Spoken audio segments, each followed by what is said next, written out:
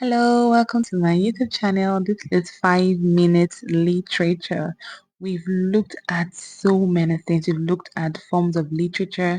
We've looked at some genres of literature like drama, poetry. Today we'll be studying the latest genre of literature called prose. Prose is the simplest. Do you know why? Because it makes use of everyday language. Have you ever read a newspaper that is written in a form of a poem?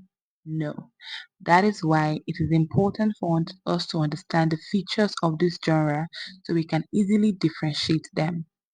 Now, when it comes to prose, one thing you must understand is that it is written or spoken in ordinary language, our everyday language, without the structure of rhythm or rhymes, just like poetry.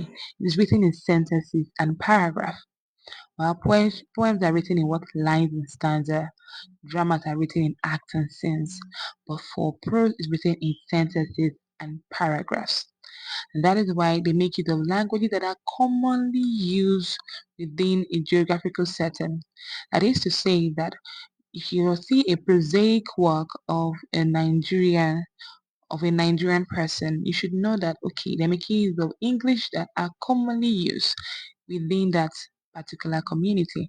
For example, a prosaic work in a Nigerian country might have vocabularies such as waiting be this, that is pidgin, or slangs, just a few registers that would help us to trace the origin of these words. That is our everyday language. Language that is words that are commonly used within a geographical setting. Prosaic work and works that make use of ordinary language, spoken or written, and they can be categorized into two parts.